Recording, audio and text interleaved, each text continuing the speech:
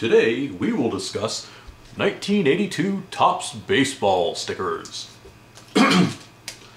Okay, today we're going to discuss Topps 1982 baseball stickers. They were 5 stickers to a pack, and I blogged once before in a written blog that in 1982, this was the second year they did this, by the way, Topps really focused on the starting players. They didn't really put much emphasis in rookies. They didn't really put much interest, well, no interest in prospects. You basically had to be in the starting lineup to wind up in one of these packs. The good news is, all these years later, there's a lot of players you may recognize. You may say, well, geez, Anthony, I wasn't even born in 1982, so why should I care about these packs? Well, quite frankly, you've heard of Carl Yastrzemski, Johnny Bench, Nolan Ryan, Pete Rose, on and on and on and on. These are a heck of a lot of fun to open. Not very expensive. Pack number 1. By the way, you'll notice that the guy on the front of this pack is very Gary Carter-esque, or at least that's the way I've always kind of looked at him. Pack number 1. The Dodgers were obviously World Series champions in 1981. We'll see what they do this year in 2008. But back in 1981, they were world champions. So in the 1982 sticker set, they were given a special, special merit here. And this is half of the team photo. Buddy Bell of the Rangers. A lot of Buddy Bell collectors out there.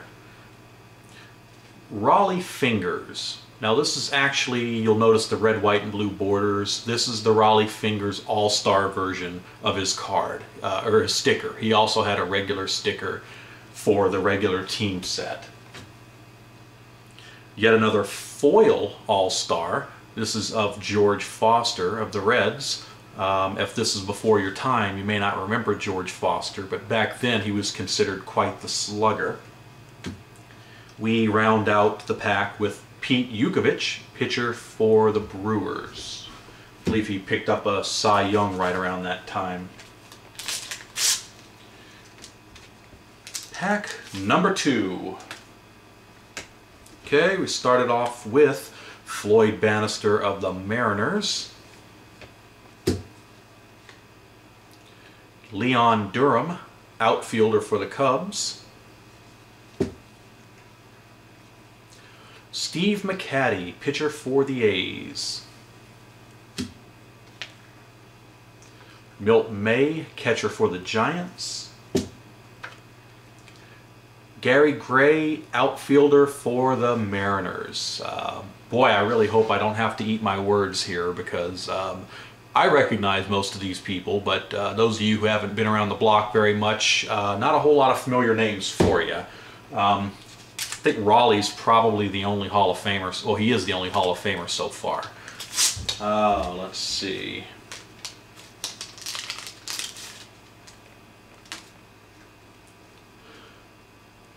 Okay, here we go. Tim Foley, shortstop for the Pirates. Fernando Valenzuela, all-star pitcher for the LA Dodgers. You really had to be following baseball back in 81, 82 to really understand how big Fernando Mania was back then. As far as hot rookies go, that was pretty unparalleled up to that point, because the hobby was really just starting to take a foothold back in the early 80s, as far as people realizing, hey, this card might be worth something. And Fernando was one of the big rookies back in 81 that people really started speculating on. Didn't work out so well, by the way.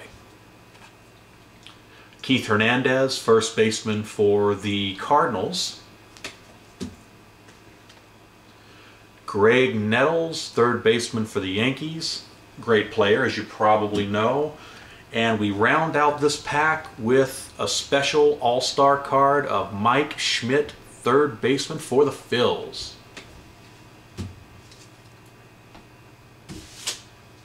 Dodgers versus the Phillies, huh? All right, final pack. Tom Paciorek, outfielder for the Mariners. Yes, the Mariners. Matt Keough, pitcher for the A's. Alan Trammell, shortstop for the Tigers. Rich Goose Gossage, reliever for the Yankees. And there's the foil all-star card. Ooh. Woohoo! And finally, we end out this little pack break with Cecil Cooper, the solid first baseman for the Brewers. Well, I think these little packs are a lot of fun. You know, these particular ones weren't really loaded with multiple Hall of Famers, but hey, they're a lot of fun. 5 stickers per pack. They don't really cost anything. I've got a closet full here, so you can probably look forward to more of these being opened in the near future. You guys have a great weekend.